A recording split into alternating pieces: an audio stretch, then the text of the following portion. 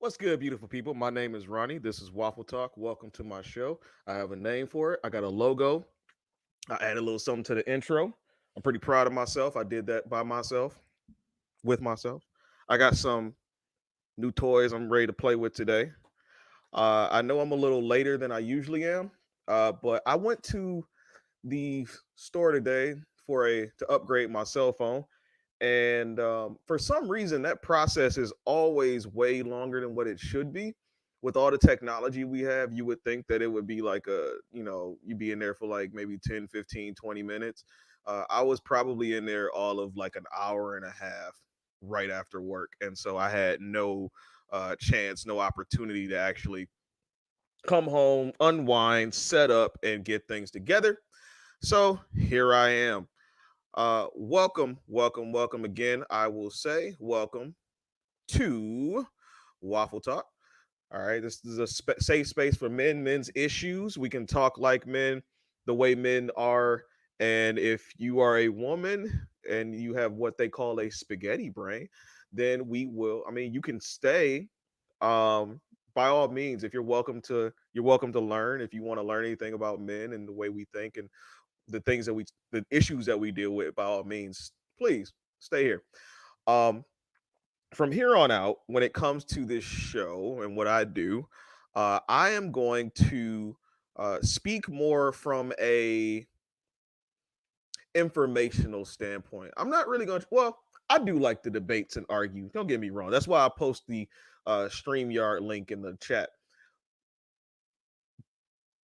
But what I've noticed is that some people really just want to argue. And what I've also noticed is that for me personally, uh, I especially on social media, I do a little bit more reading than the average person. I research things pretty often. I won't say I always do that, but pretty often I research some things, and I'm just into research and reading and all that other stuff. So other people aren't.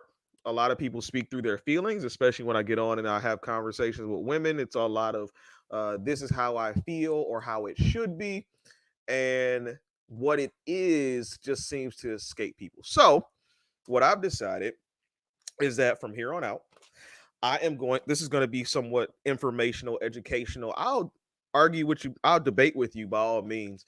But for the most part, this is just going to be information for men on what to look for when it comes to women, what to know a little bit more, because I feel like a lot of people never really got that education that was quite needed about women. I know for me personally, um, my father was in my life, but my father and I'll excuse me, I want to talk to him soon. It'd be kind of weird to talk to him next week since it's after Mother's Day. But my father, he always told me if you take care of your business, the women will be there.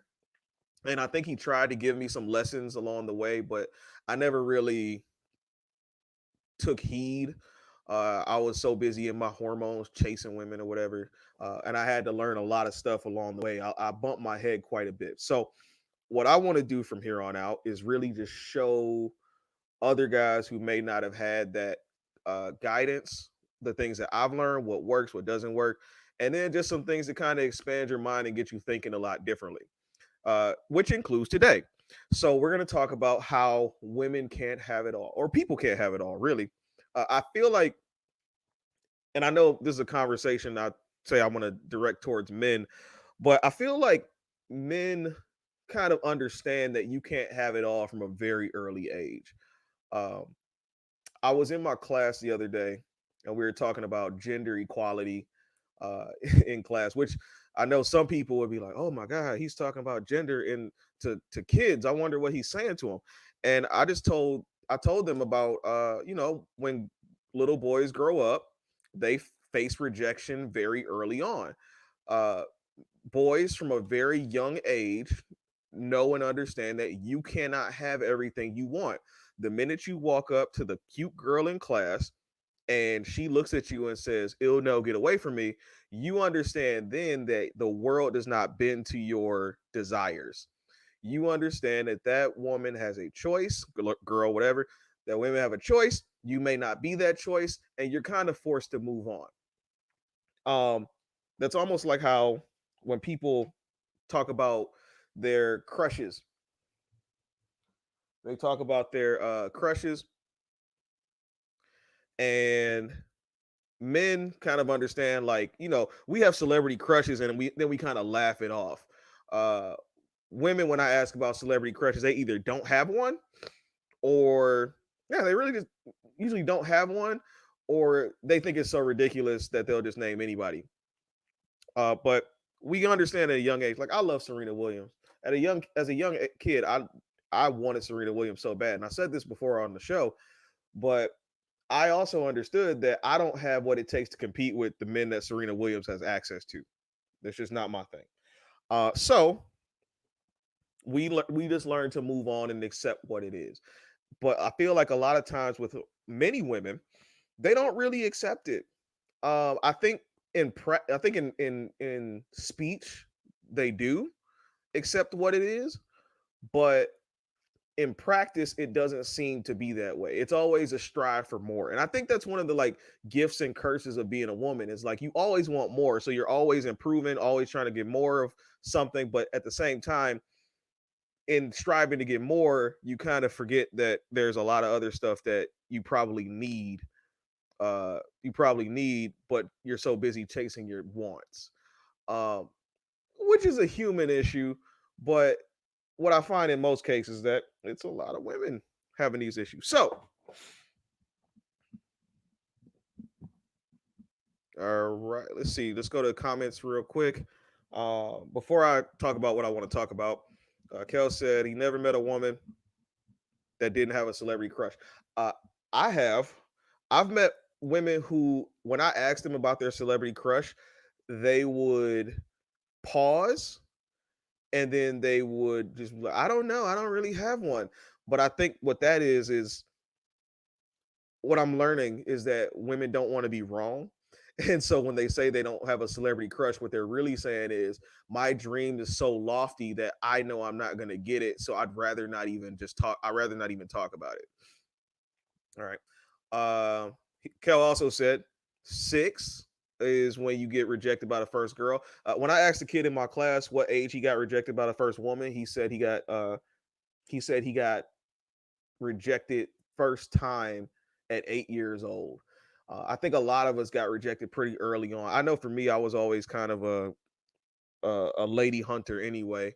I remember at the age of 5 having girlfriends and like approaching girls I saw in like 7-Eleven. I guess you could always say I was a bit mannish, but um, I have experienced that rejection very early on, and it's something that a lot of guys deal with, and which is always, which I mean, I'm going to get into my point, but it's so strange to me when people say or women say like, "Who hurt you?" Well, for a guy, we have to go out and try. Like that's our nature. The typical role of a male is to approach a woman and see if she's down to do things with our bodies, if they down to pelvis slap, right? So she can either say no or yes. And so we have to eat those no's and we love having the yeses. Uh, that's why the baseball analogy is so prominent when it comes to dating women. You know, when you hook up with a girl, it's either first base, second base, third base, or you go all the way to home run. Uh, and then batting averages. Baseball is a sport where it's very hard to be good. 30% hitting the ball 30% of the time will put you in the Hall of Fame. So if I approach 10 women and 3 of them say yes, I'm doing pretty good for myself, right? So a lot of guys don't have that. Uh, but let me go back a little bit. I didn't even come out where it was supposed to come out.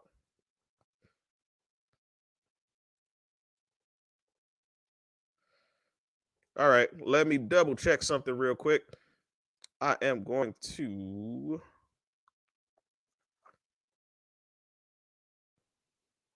There we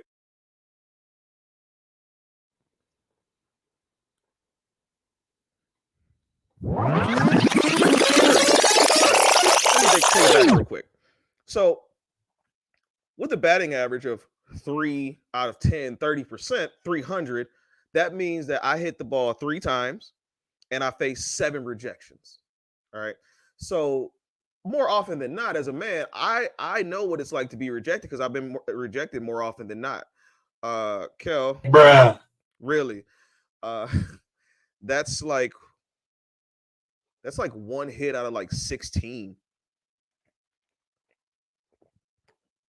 I don't do baseball math that well. I was a baseball player all my life. Don't know how to do it. So we face rejection. So men understand at a young age that we can't have it all. Men understand we can't have it all. And if we try to have it all, it's a crime. So we just kind of accept the fact, most of us, that we're not going to be able to do the things that we want to do.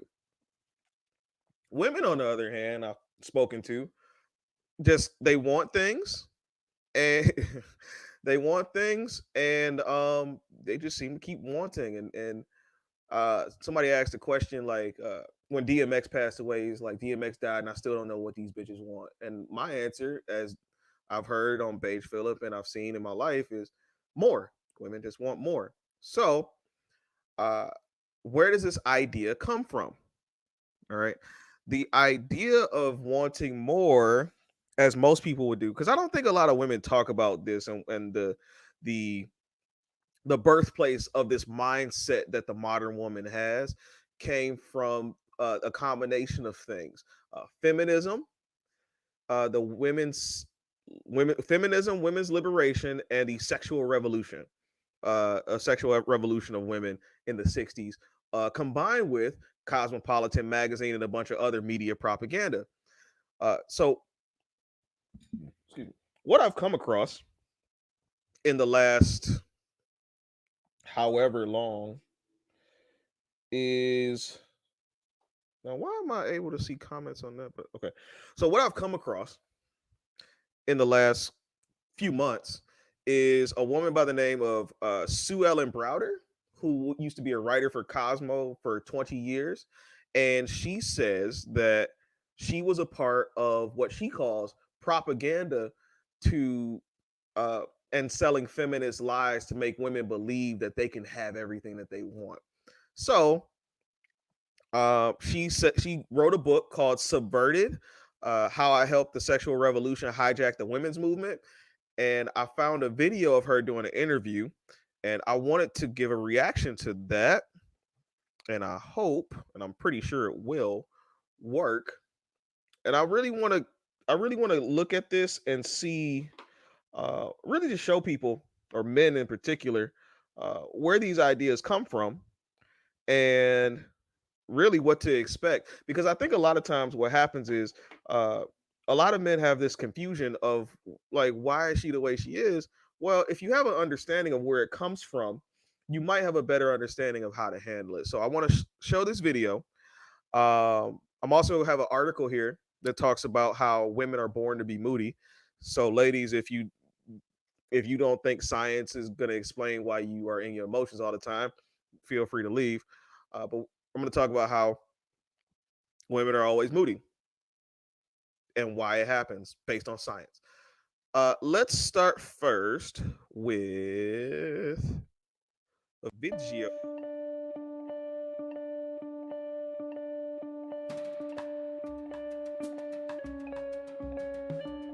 Fair use, fair use. I feel like you got to say that in the Black manosphere.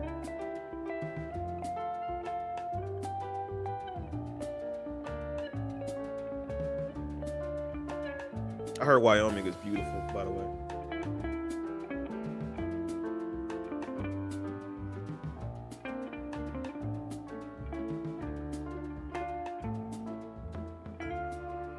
The original link to this video is down below. And I'm going to pause it where I need to just talk How about do we get to the point where so many young women today think to be free is to go to college, get a great degree, have a fantastic job, and be as sexually free as possible? How did those get joined together? Well, that was the question that people began to ask me after I had left Cosmo, and I began to investigate it. You have to understand a bit about how propaganda works.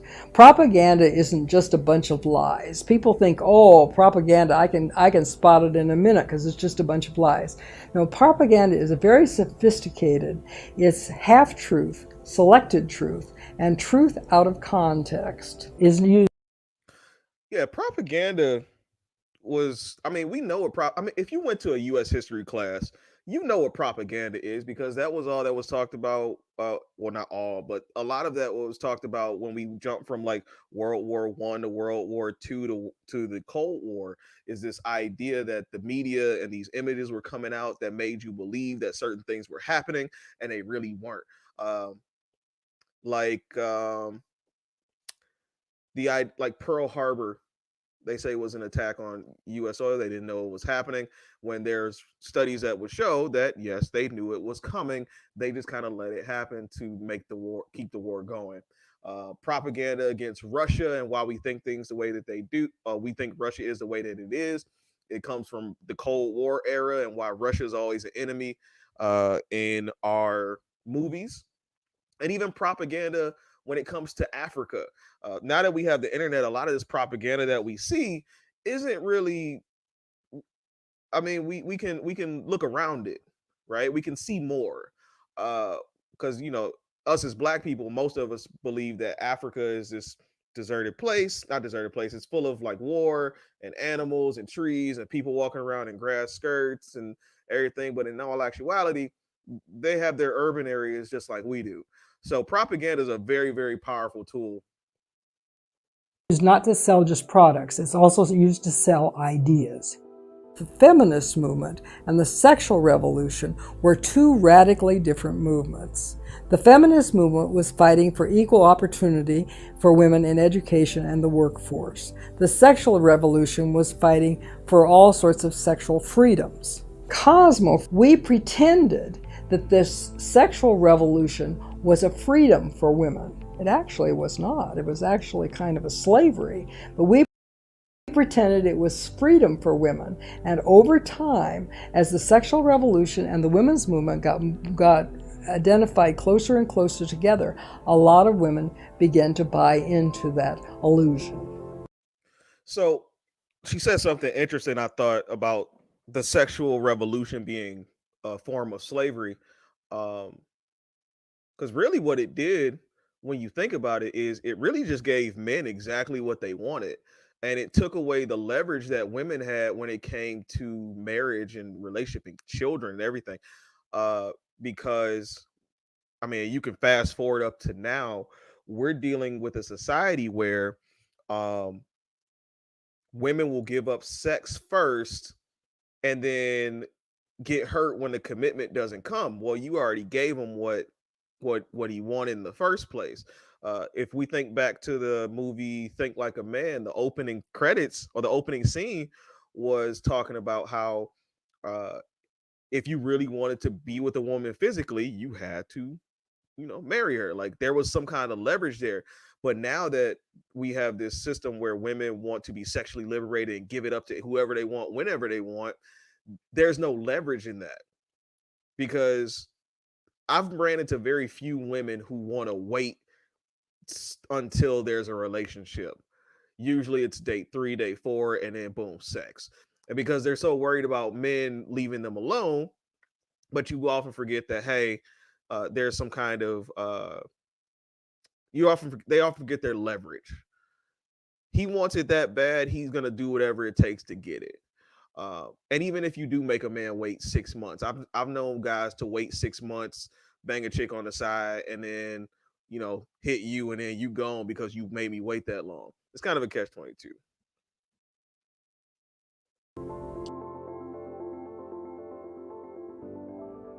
I wrote for Cosmo for about 20 years.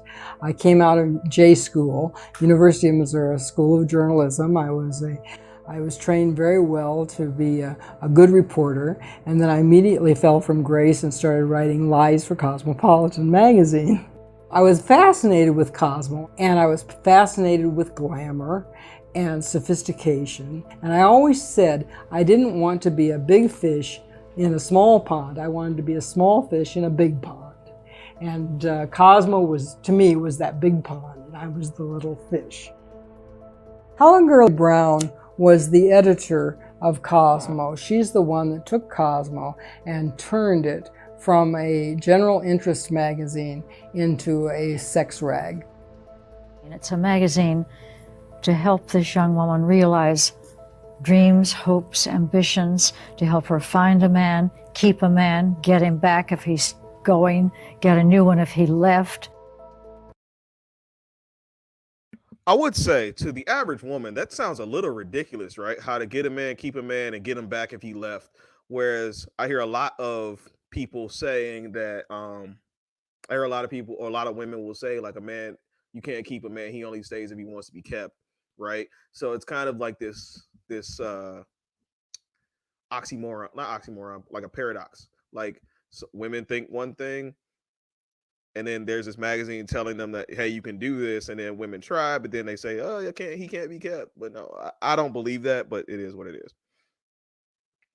But you hear her say that, like, helping women to realize their dreams, and they can have this and have that, and they can get a man and keep a man and this, that, and the third. uh but as we go on the video, you'll see how she kind of explains that.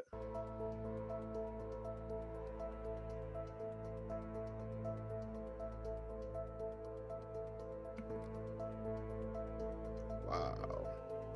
A Ellen rule. Browder had created a list of rules on how to write for Cosmo, and some of those rules included how to make up stories. So here's one of them.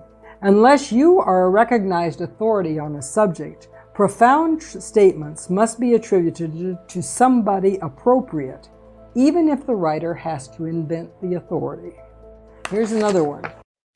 So you basically just tell people, like, hey, this is what this person says. They're a credible voice in this field. Listen to what they say, despite the fact that they might have taken it back, or it might not be a full point, or whatever the case may be. Just tell them they said it. It's all good. That's propaganda and how that works. Try to locate some of the buildings, restaurants, nightclubs, parks, streets, as well as entire case histories in cities other than New York, even if you deliberately have to plant them elsewhere. Most writers live in New York. 92% of our readers do not. They had a book. They would go in and have a meeting of all the editors once a week, and they'd all bring in ideas, and then they'd put them in the book. The freelance writers would come in and choose the stories that they wanted to do. These did not come out of reality. These came out of the heads of the editors who said, oh, that would be an interesting story. And that's how you got assignments.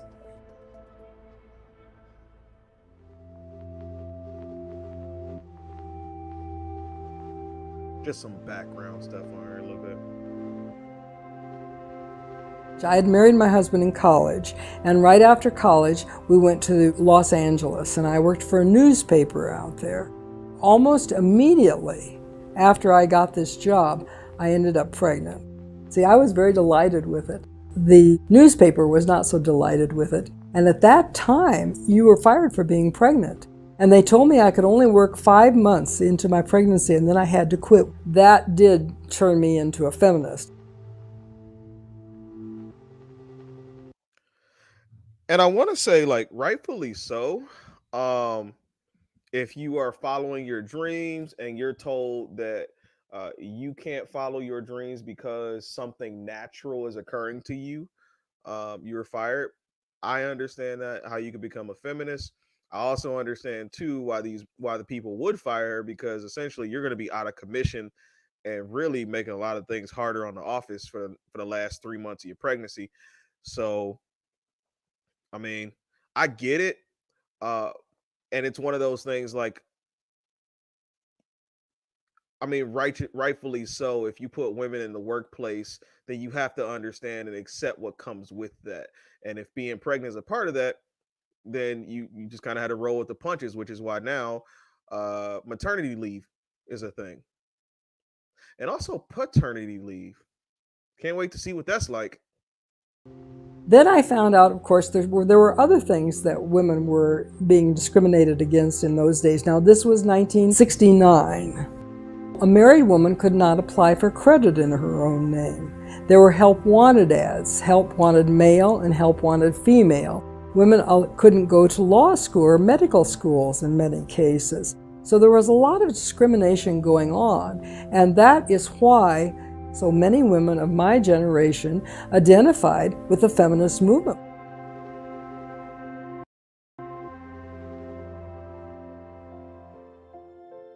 Again, understandably so.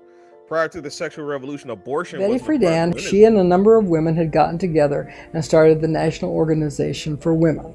Again, they were fighting for equal opportunity for women in education and the workforce. It's very well documented that the abortion movement was originally a man's movement, an upper middle class white man's movement. But there was a man, and there were actually two men, who were fighting to get abortion legalized in America. These two men knew Betty Friedan very well, and they worked very hard to try to convince her to insert abortion in the women's movement's political Bill of Rights. So let's stop right here real quick. And I'm going to say that up until seeing this video, the thought in my mind never occurred. I never had a thought in my mind that abortion was uh was something that men were behind. Kind of like how people don't like men talk about having multiple women now, but you don't think about how monogamy was something that was pushed by men. I didn't think abortion was something that was pushed by men, but I guess it kind of makes sense. If you are a well-to-do man, you probably have, excuse me, multiple women, multiple families, and of course those women are going to have kids, have families, and I mean, you don't want to take care of all of them. You got your primary family to take care of, especially at a time when women are going into work, the economy's kind of booming or whatever, and um you know raising multiple families became expensive. We all have heard stories, or not all, but many of us have heard stories about our grandparents, great grandparents, uncles, people in the neighborhood, whoever, who had a family down the street and a family across town, while taking care of their primary family as well. And in this time, you couldn't really do that. So I guess it would be understandable that men would be pushing for this sort of thing. I am going to do a little bit more research on that myself later, and I hope that you would do the same.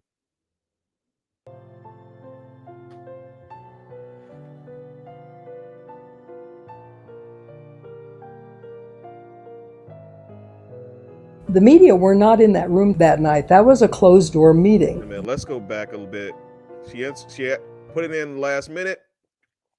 Out of 105 feminists, 57 have voted for it. That is what? I don't do math off the top of my head. That's 54% of women voted for abortion to be put into the Women's Bill of Rights. Which I don't know what's more surprising, that more women voted for it than I thought, or that well, okay, it's just about 54%. So about half the women were like, yeah, half the women were like, nah. Which is, I guess, kind of a split now. Pro-life, pro-choice is always a huge argument. Kind of split for a lot of people. Liberals tend to be pro-choice. Conservatives tend to be pro-life. It's pretty normal. The media were not in that room that night. That was a closed door meeting. Then Betty Friedan, the next Monday, she has a press conference, and she tells them that she's speaking for all American women everywhere. And the Washington Post bought it. They headlined the abortion vote. They said essentially, all women want this. And that is how propaganda works. The feminists. Yeah, that tends to happen a lot. Small group of people say one thing, and then they become the loudest voice in the room for whatever reason. The most extreme voice in the room is usually the loudest, because it's such a wild idea. Like, why would we do that? Why would we do abortion?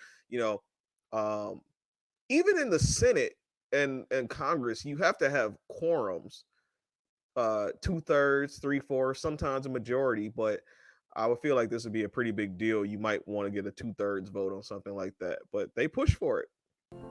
Who bought into the abortion notion of my generation, well, think about it. They wanted to keep their jobs, but should women today really, in this climate, really have to choose between their job or their child? It's outrageous.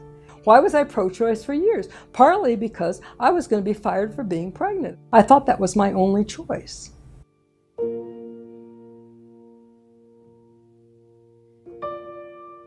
Oh, geez. For her career. When you start betraying the truth, it will come back to haunt you. It will get you in the end. And that's why, even though I knew we were making up all these stories, I still got sucked in and thought abortion would be okay. Well, it wasn't okay.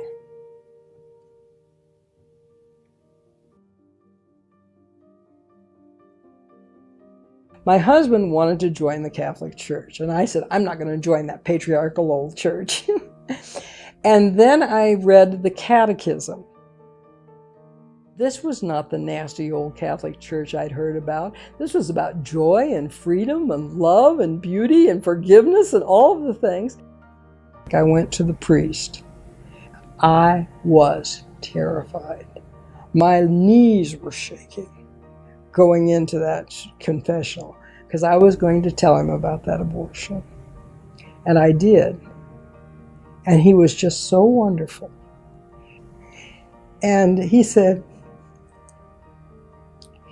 go home and think about how much God loves you. So I did.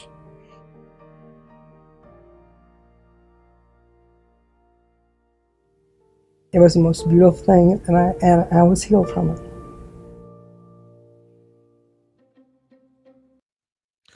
I think oftentimes when we talk about the pro-life, pro-choice argument, because I'm not going to use the A word anymore, I'm going to try not to. We often forget and don't talk about the mental angst that women go through when these things happen. I had a friend who she had her oh gosh, I'm not even sure what to call it. She had her pro-choice moment, and she had one of those things where she had to take a pill or something to flush it out of her system. And she said that when she was in the shower, it kind of like came out of her. And I remember like talking to her about it, and she just seemed so disturbed by the idea. Um, she just seemed so disturbed by what had just happened to her, and I couldn't say anything because I mean I'm a man. They tell us not to talk about these things anyway, but I was so like disturbed. Like, why would you? Like, I don't know. I really didn't know what to say. I'm not very big on emotions, and so I'm not very good at like comforting people. I'm very good at telling the truth, but I'm not very good at like patting people on the back and saying it's gonna be okay. But she was going through it, man, and we don't talk about that enough when it comes to those situations. Uh, and especially in the Black community, we know that it's a choice that we have, but we don't really tend not to think about the consequences of what it is. Like we know that like there's a fetus or wherever you think life begins, like that's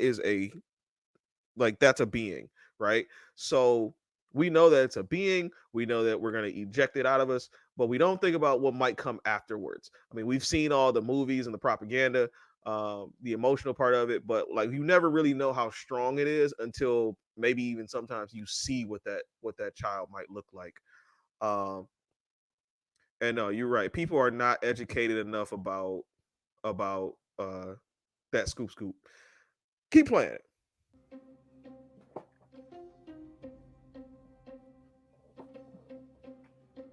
Why all of this hijacking of the women's movement? Money. Money. Why was Cosmo so successful? Because it attracted advertisers.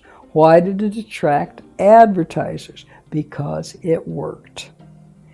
When a young woman, an insecure young woman, reads these magazines and thinks that she has to have perfume, cosmetics, hair products, beautiful clothes, singles travel, abortions, contraception. When she thinks she has to have all of these things, she's going to spend a lot of money. What these magazines are doing, and what now the internet and everywhere, turning a woman into a commodity. She's got this picture of herself on herself. It's all about me. If you can convince a woman that everything is about her, then she has to buy a whole bunch of stuff to make herself so wonderful. If inside she knows who she is, she doesn't need all that stuff. Now there's the other side of it. I say we're all liberated. Are we? So on one hand, yes, we can go to college, we can get a degree, we can be doctors, lawyers, engineers, we can do all this stuff, we can make all this money. But how liberated are we if our girls have got that in their pocket?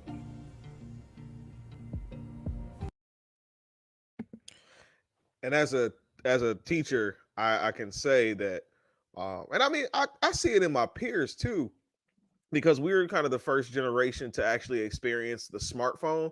Granted, we were a little older when it happened, but we experienced the smartphone, and you would see that people would see these images on Facebook, Instagram, Twitter, MySpace, and they were like, "Oh, that person has that. I want that too." And when Cosmo did what they did, as she said, these women looked at it like, "Oh, I need that to compete. Let me go get these things. Let me buy the makeup. Let me buy the hair. Let me go buy this nice ass dress, this bag, these shoes that I probably don't even need because I want that too." Because women are just naturally hypergamous anyway. They want the best of the best, and the best that they can get, right? So, and that includes men. And so that's actually one of the ways that A, you stimulate the economy, and B, I guess what happened in the black community is that it kind of split us up, because the women always wanted more, and a lot of times we couldn't give it to them, for one reason or another. But that's for another show. Before they can even think.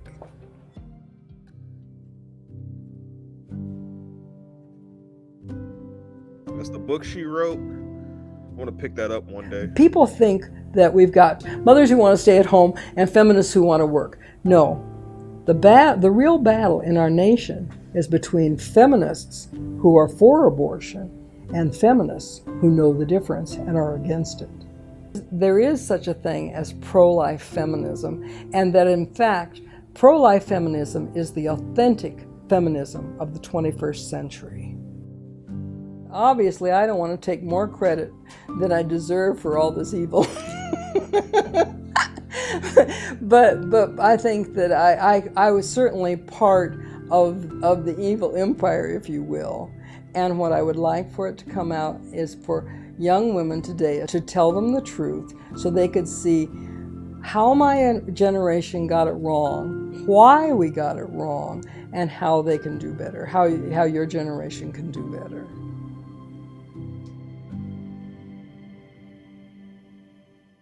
They're telling you, on the one hand, be yourself.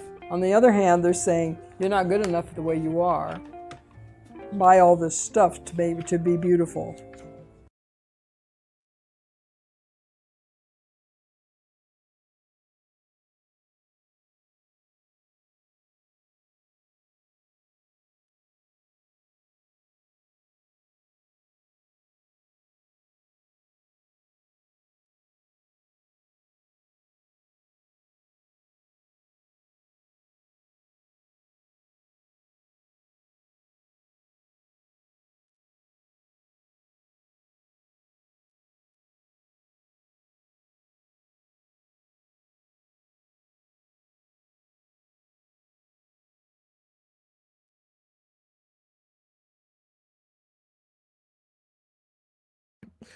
That's why my bad, my microphone was muted.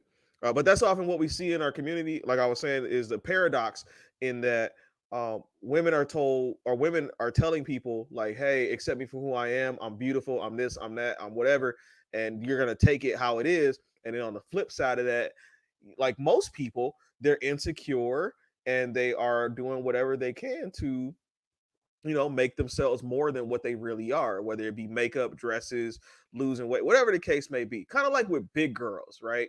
Big girls will gladly tell you, take me who I am. I'm big, I'm beautiful, I'm this, that, and the third. But behind closed doors, they trying to eat right, they trying to exercise, they posting pictures of themselves like I need to lose this weight. But then when you say like, hey, you could lose a little, some pounds, they're like, oh, you gonna take me for who I am, right? So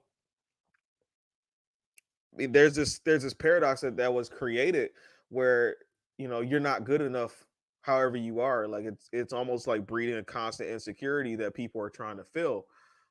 Speaking of which, that actually kind of brings me to my next thing. And if you want to join in on the chat, by all means, you can. Um, the link is in uh, the link is in the chat. It's pinned there. The StreamYard link. You get to click on that, and it just brings you in. If you got the Wi-Fi going, of course, it just brings you in. We can have a discussion about what you might have just seen. Um, let's see. What is the link? What link is this called? What exactly are you talking about? Are you talking about the StreamYard link? Or are you talking about the video? The video link is actually in the description, so you can go watch the original video for yourself without my commentary, if that's what you so choose to do. Um, there is another link to an article that I'm going to read very shortly. That is, it's titled "Women Born to Be Moody." Uh, but if anybody wants to join in on the chat, by all means, you are welcome to. But Sue Ellen Browder, uh, I mean, she's admitted, like, you get older, you realize, like, oh snaps, like we might have done the wrong thing, or I might have done the wrong thing. Telling women that you can have everything you wanted, and you really can't. Uh, Again, when boys grow up, we understand that you can't get everything that you want. We understand that there's an opportunity cost to things. They teach that in economics. Actually, there's an opportunity cost to your choices. If you want to have a highfalutin career where you make over $100,000 a year, man or woman, you're going to be working more than 60 hours a week, and you're going to have to miss out on some recitals. You're going to have to miss out on some baseball games. You're going to have to miss out on, maybe the baby's first steps because they might be with the nanny. You never know. And a lot of women don't want to miss that.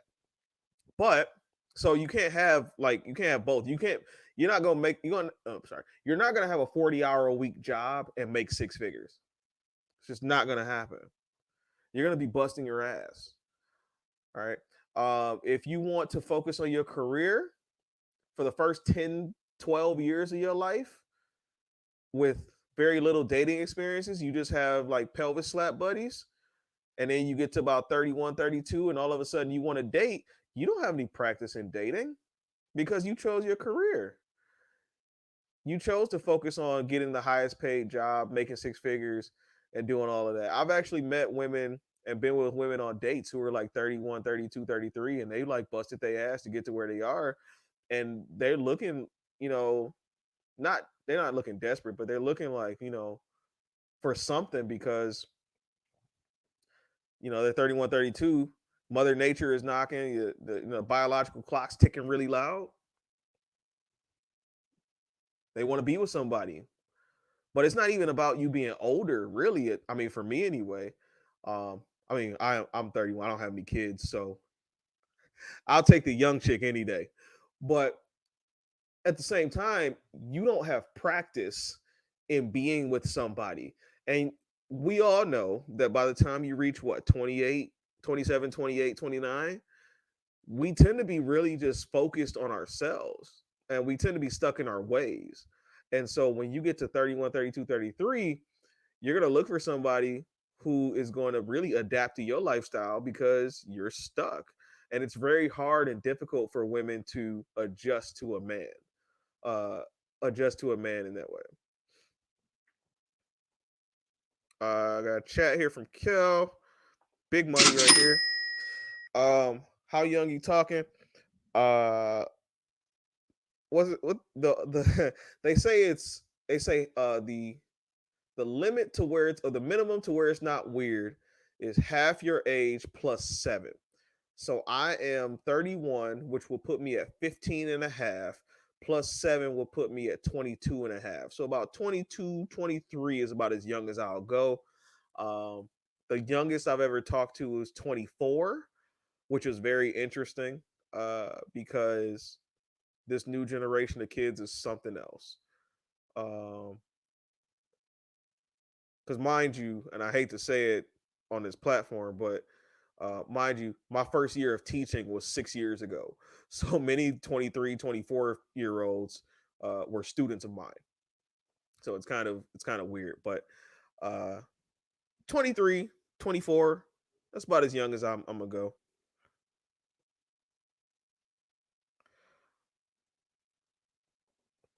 Oh, how young you talking? Define teenager. No, I'm kidding. Let's see. All right. So Cosmo sold this dream to a lot of women, and really it just stuck. And that's so weird to me that it's stuck, and a lot of women don't know where it comes from. Like as the black community, we can often like look back in our past and say why we are fucked up the way we're fucked up. People will often cite the Willie Lynch letter, which is a, I mean, depending on who you ask, it's a fictitious letter because it's written in some contemporary wording and everything else. Um, but we can often cite our past as to why we are the way we are. But when it comes to women and the way that they are, there's really no discussion on how they got there. Uh, I've never heard a woman acknowledge that the feminist movement, well, I won't say never, but very few women will say the feminist movement is what made women feel like they could be more masculine and dominant over men, is because they told us we can do whatever we want and we're equal. So you must take that. Like I don't hear that from women, usually because if it benefits them, then they're all for it. If it doesn't, then they're against it, which is all right by me. Because I'm gonna get what I want anyway.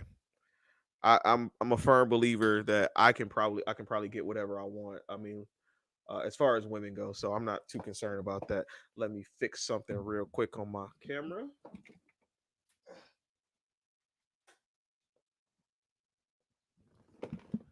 Bruh, man, need a beard cut.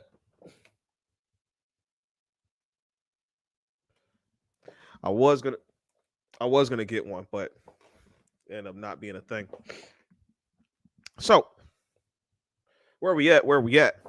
Where we at? We got 4 people watching, which is way less than the first time I did one of these things. I think the first time I got on a live, I had like 20 some people on it, like 21, 22, which was amazing. Um as time went on, I guess people got tired of my shit. And so now we're back down to 20, I mean we're back down to 4, which is perfectly fine. Again, let me fix this camera real quick.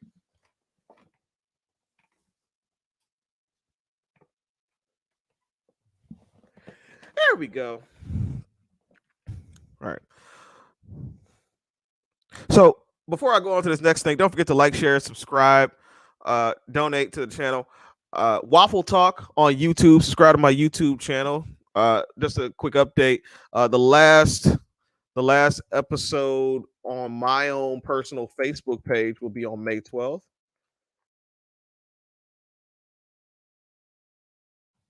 Next Wednesday will be the last live stream on my personal page. If you want to watch any more after that, you got to subscribe to the YouTube channel or go to my Facebook group, Waffle Talk, for Waffle Talk, if you want to hear more. Next week, I have a couple of ideas. I still need to call my father and see if he wants to talk. But I also have an idea for an episode where I discuss the words that trigger Black America, and it's going to be me and another person discussing our list. I created a list for Black men. I'm sorry, I created a list for Black women. She created a list for Black men, the words that trigger Black men, and we're going to discuss those. Um, What? like what? What? I don't get it. Again, this is a live stream. I have no clue exactly what people are responding to if you don't kind of preface it at first. But yeah. Also, let's test out another button here. Why? Why would you put that? What is this for? All right. Like, share, subscribe, donate to the channel. I'm right here. And now we're about to move forward. Oh no, let's stay here real quick. No, feminism wasn't created for black women. Feminism was created for white women who had their issues with white men. It's just for after the civil rights movement, or when the civil rights movement was kind of like dead. Um, when the deaths of Medgar Evers, Malcolm X, Martin Luther King, Fred Hampton, all those prominent black men in the '60s had died, passed away. Um, Black women needed something to follow, and feminism was the thing. Let me I'm a woman. Let me get up, go ahead and jump on the bandwagon. Let me join this team. They look like they're doing some fun stuff. Let's see. To answer your question, it's not necessarily a soundboard per se. I actually purchased a Elgato Stream Deck. And the Elgato Stream Deck, of course, they use it for live streaming, and you could just add all the buttons. I got the medium one, and so in order for me to get to other buttons, I have to back out and in. So if anybody wants to donate to the show, an Elgato Stream, give me a bigger Elgato Stream Deck, by all means, donate to the chat. The link is in the Cash App is, it says donate, and then right there, Cash App R Cleveland 30. That is my Cash App. All right. White women seen there was strength in numbers, so they asked black women to join in. Absolutely. Strength in numbers is always a winner. They said, let's forget all those times I called you a nigger gal, and let's go fight these white men. You hate them too, right? And that's what they did. All right. So let's get to this article that I have here. I'm gonna share my screen with you here. All right. So came across this article the other day in the Daily Mail, and I've been wanting to read this for a while. It was last updated the 14th of June 2011. And it is called Women Are Born to Be Moody. Feeling blue, new research shows it's not your fault. Women's brains are just wired differently. And it's one of those things that we constantly talk about or we constantly acknowledge, but for some reason, we have a very difficult time acting upon this. When women are called moody, called emotional, they fight back in a very ironically emotional way, but they fight back. So let's see what science has to say about women and their moods and why they are the way they are. Um, I'm going to zoom in a bit just for the sake of my readers in the group. And again, the link is in the description if you want to read for yourself. I don't think I'm going to make it through all of this, but I mean, once I'm done with this, I'm pretty much done with this. Um, are women born to be grumpy? This sounds like a sexist moan of a disgruntled husband torn off a strip for failing to put the rubbish out. This is British, so rubbish means trash, the garbage. Except that science now seems to back the idea that women's brains may be wired for increased anxiety, depression, and mood swings, something that we kind of already know. And the problem could be exacerbated by those high protein, low calorie weight loss programs, such as the Duke diet. I've never heard of that thing in my life. All right. Nope. Sorry, hit the stream deck. Uh, it's long been known that women suffer from depression, or at least reported depression. That more women suffer more from depression, or at least reported depression. Around 1 in every 4 will be treated for depression at some point, usually on psych meds, of course. Compared to 1 in 10 men. They say it's usually because, they say it's because women tend to go to the doctor more and get checked out. That could be a factor, but also like women tend to feel their pain with their emotions, and of course when their emotions are all out of whack, they kind of like have an idea of it because it becomes destructive. So we'll move on. This has been explained partly by social factors. Women are likely to seek help for their symptoms compared to men. However, a recent study from Sweden discovered two key differences in the way men and women's brains process serotonin, the so-called happy hormone. Good levels of serotonin induce feelings of contentment, reduce appetite, and improve sleep. Low levels are associated with depression. It's this understanding of serotonin that led the development of antidepressants known as SSRIs. Those drugs include Prozac, which increasing the amount of serotonin available in the brain. Now, scientists from the Karolinska Institute in Sweden have been using brain scans to investigate serotonin levels, and the news is not so cheering for women. This is science. This is not me bashing women, which actually might be either my next episode or maybe some pre-recorded material. The researchers looked up serotonin uptake, that is, how much serotonin is actually used in the brain in men and women. Their scans show women have more serotonin receptors than men, which kind of sounds like a good thing, right?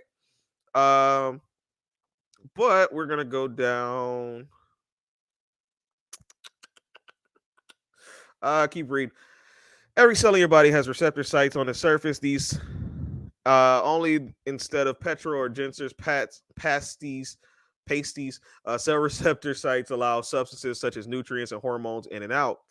How happy you feel is dependent not on just how much serotonin you make, but on there being sufficient receptor sites for make in the brain to make it work. The fact that the women in the Swedish study had more serotonin receptors sounds like good news. So too does the other finding, which was that women had lower levels of protein that mops up the serotonin. This means that your old serotonin will continue to circulate, bumping up the general levels, making you feel happier. Now, I don't know about you, but when I hear that old chemicals are circulating through the body, it kind of makes me think about how if you have a refrigerator and like of course you have a refrigerator, first world problems. If you have a refrigerator and it's like you hungry and so you keep buying food, but you leave the old food in the refrigerator, you're not gonna want the old food, but it's still there and it's gonna make your refrigerator stink. this means this means your old serotonin will continue to circulate, bumping up the general levels, making you happier. So not only do women have more places in the brain that can be activated by serotonin, but they seem to be able to hold on to it for longer. So it seems. In fact, the Swedish research suggests something else. When cells are short of the chemical, such as serotonin, they open up as many receptor sites as possible to catch every morsel. Hi, Kim. I didn't know you were here.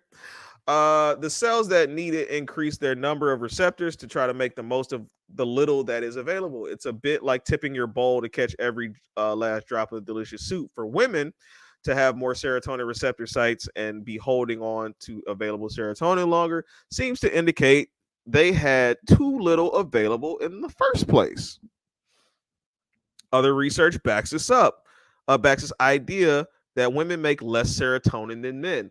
So women have more serotonin receptors, but men make more serotonin. The serotonin in women kind of stays longer because there's more space to move around, but men make more naturally. Scientists at the University of Montreal found that men's brains on average make 52% more than women. The reasons may be tied to differences in male and female sex hormones. Again, we had a conversation, was it last week or the week before, about testosterone, right? Testosterone, the primary male hormone, very strong, powerful hormone, gets us energetic, happy, or whatever. Estrogen, the female hormone, produces serotonin and makes women kind of balance out, right? But for some reason, men still produce more serotonin. While the findings about women producing less serotonin are controversial, estrogen and testosterone, the main sex hormone, steroid hormones, have long been known to affect behavior. And yet people tend to act like they don't, which is really weird to me. However, estrogen can have a bigger effect on women due to their ever fluctuating hormones, says Dr. Andre Novak, clinical professor of psychiatry at the University of California, Irvine School of Medicine. So this went all the way from Sweden to Montreal to now we're in California. Estrogen stimulates hormones receptors in the brain. And when the hormone levels fluctuate, the brain sensitivity to serotonin changes. So the amount that you needed before may no longer be enough. In effect, the hormones have tinkered with the wiring, which may explain in the next paragraph explains the blues, the PMS that comes before a woman's cycle takes place. When the estrogen levels drop, of course the serotonin levels will drop as well. And then you got all those receptors who are getting less serotonin than usual. And serotonin is that feel good hormone. So if there's like all these receptors that aren't filled, what is a woman gonna do but try to make things better for herself? Like she's gonna try to, she's gonna do some retail therapy.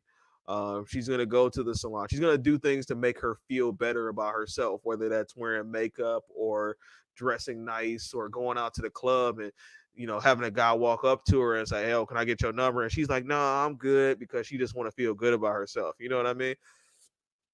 That happens. Uh, Over time, this chips away at the ability of the brain and adrenal glands to regulate mood and sexuality, making women more prone to depression. This isn't me. This is science, right? These are facts. So argue with your mama. Don't argue with me. Insufficient estrogen levels can create depression. We know that's why so many women going through menopause suffer from it. Most of my timeline is women who don't have to worry about menopause for another 15 years, 15, 20 years, unless there's some kind of scientific breakthrough to where they make women like men and now you can reproduce until you're like 75, which I feel like would kill a 75-year-old. But God works in mysterious ways. All right. First, you should talk to your GP as mild antidepressants may help. If they are considered inappropriate, lifestyle changes can help, as stress, poor diet, and lack of exercise are all thought to deplete serotonin. Stress, work, women work, and their primary care. I mean, they're the primary caregivers to children. And it's not really just a social, societal thing that women have to take care of kids and men go to work. That is in women's nature to be concerned about their kids. Kids come like after a woman has kids, that's the most important job that they have. Nothing else really matters. I've seen women quit jobs because of kids. I actually once saw I was working at a phone company. I won't say the name. I hated that job though. I was working at a phone company, and this woman's daughter had fell like like not gravely ill, but she was like really, really sick, and so she quit the job to go be at her daughter's bedside, and she was a single parent too. Women will, I mean, that's their primary concern is their children, and then you add the fact that women are going to work, so now they got that work stress and then they got their kids stress. Men worry about their kids as well, but the stress level isn't as much as it is for a woman, especially because a woman nurtures that child for 9 months before a man even sees it, right? So it seems like it's only natural. Poor diet, especially in America, we definitely have poor diets. Most people in America are considered obese. It's one of the reasons people love us so much, I guess. Uh, and lack of exercise, especially now during COVID, where people aren't getting out the house as much. I will say I've done some, I guess, field research, so we won't call it a fact, but I will say that I've talked to some of my friends who go to the gym very often and or go outside to walk or run, ride bikes or whatever, and the number of black women in particular who are exercising is very, very, very, very, very low. Let's get it together, black people. We die of too many diseases that we can actually help, that we can actually like keep from happening to us, prevent. Um, Researchers from Oxford University found that 3 weeks of calorie restriction depleted tryptophan tryptophan levels in both sexes, but especially in women. Diets really do make women grumpier, which is interesting because every woman I know is almost always eating. At work, almost every woman I know has snacks in her room. When I used to work at a social services office. Almost every woman was eating every time I saw them. Like there was food around. Um, but high protein diets may be problematic. Blah blah blah blah blah. The rest of this kind of just goes into food. I'm not a dietitian or dietary expert. I got a few pounds on me that I don't need anymore. So I'm trying to lose that. But uh, according to science, there's a pretty good reason why women are usually unhappy, unsatisfied. It's because that their serotonin receptors aren't full and complete. So naturally, it will make a woman hypergamous. I want more. Remember from the beginning, what does a woman? DMX asks what these bitches want from a nigga. They want more. They want more, more, more. Keep giving them more, more. All right. Again, hi Kim. So let's stop this right here. It has been about an hour and 15 minutes. And that was the last article. That was the last thing that I had to share with you. I might do a little bit more reactions to things, articles, things that I find, rather than just speaking off the top of my dome about stuff. Because for some reason, no matter how smart I am, because I don't have the credentials to back anything up, or people don't, believe me about this stuff, I have to go find articles that prove my point. I have to fact check and all that other stuff, which I don't mind. I actually enjoy the reading. But when we look at what these articles say, and I'm really just talking to the guys, um, if you ever like, there's really nothing you can do that will make a woman completely satisfied. Patrice O'Neal in a stand, not a stand up, in a on a Black Phillip episode, he said, I've never met a woman, I've never seen a relationship where the woman was like, you don't go to the movies anymore, why don't we go to the movies, let's go to the movies. And then later the guy takes her to the movies and she's like, okay, well, now that we go to the movies all the time now, or we go to the movies again, I'm so much happier and I have no other issues and no other problems. She will always find something that she's not happy with, and it's not a knock on her, it's science, it's right in the article, right? So I mean, you just kind of have to like tailor your expectations and tailor like what you give to her, because um, she's never gonna be happy completely. You can try, and you will run yourself ragged trying. But there will always be a thing. You just have to learn and understand what there is to, or what the you have to. What, as people tell me when it comes to debating on Facebook, pick and choose your battles. Pick and choose your battles. Decide what you want to do, and what you want to give to her, because she can't have everything. As much as she wants to try, she can't have everything. And really, as men, it's up to us to kind of bring that masculine energy about and say, hey, you can't have everything that you want. That lesson that we learned so early on, we often have to bring to our women. And despite the fact that they want more and they want what they want, we have to be able to sit back and say, look, this is what you want, this is what's possible, and so this is what we can do. It's the id ego and super ego, really. um, and that's pretty much it. That's all I have for that conversation. Like, share, subscribe to the channel, please, please, please. Like I said, next week's episode is going to be the last episode on my personal Facebook page. I'm gonna try to take a lot of these conversations away from my page, really just because it's caused me, well, I'll say it, it's been very stressful in the last maybe month and a half or so. So I'm trying to take a lot of it away from my page. I'm still going to be engaged, arguing, debating with people about these different topics, because that's just kind of what I enjoy doing. I might argue a little less, but I'm still going to be there to debate and have these conversations. Like, share, subscribe to Waffle Talk. Waffle Talk on YouTube. On Facebook, it's Waffle Talk. And what else? Anything else? Anything for the, as the church would say, anything for the good of the order. Um, don't forget to donate to the channel. Get some nicer shit up here. Give me a bigger stream deck. Uh, a better produced show. Really, it's all that is all that I want. Because I want to be able to bring this information forth to people, and I want to be able to do it the best way I know how. I'm a bit of a perfectionist, and so I always say I'm not going to do it if I can't do it the right way, right? So, again, like, share, subscribe. Add Waffle Talk on YouTube. Don't forget to get the likes up, and I will holler at you guys later.